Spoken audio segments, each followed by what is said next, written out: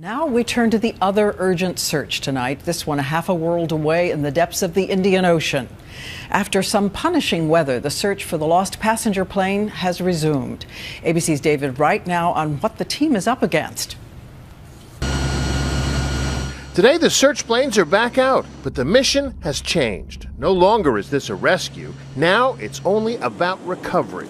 And the recovery effort won't be easy on seas so stormy the search area had to be put on hold for 24 hours. We're not searching for a needle in a haystack. We're still trying to define where the haystack is. And the haystack keeps moving due to strong ocean currents. This is also what we call the world's largest current. Oceanographer Charita Padiyarachi built this computer model, tracing the possible debris sightings from these satellite photos back where they might have drifted from, a huge distance, the current moving 30 to 60 miles per day. You heard about the Gulf Stream?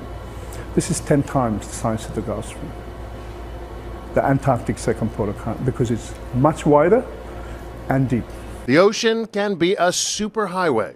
1 year after the Japanese tsunami, debris traveled more than 3,000 miles. This Harley-Davidson washed up on a beach in Canada. Now it's in the Harley-Davidson Museum.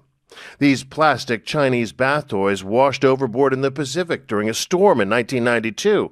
They have since drifted 17,000 miles to places as far-flung as Alaska, England, and Maine.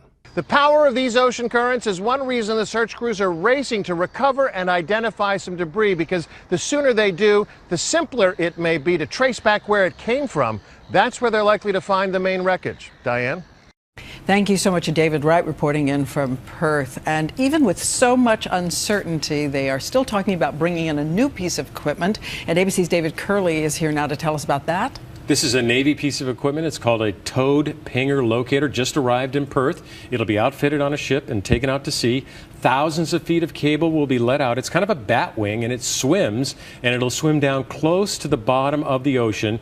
And it's a listening device. It's going to be listening for the pingers on those black boxes. But if they're pulling it along, don't they have to know roughly where they're looking? Yeah, the Navy says they don't really want to start until they do find some debris and can track it back on the currents to really narrow the search area before you start going back and forth with this towed pinger locator. And in the meantime, 12 more days in the battery on the black box. Yeah, we're talking about the pinger, which is here in the front of this black box, and the battery is guaranteed to last 30 days, or that's what they say. And then it's going to start to fade, kind of like a flashlight when you turn it on and the batteries are going, right, and the light dims. The signal, the beeping, will dim a little bit. You'll still hear it, but it'll be fainter. All right, David Curley with the status of the search tonight. Thank you, David.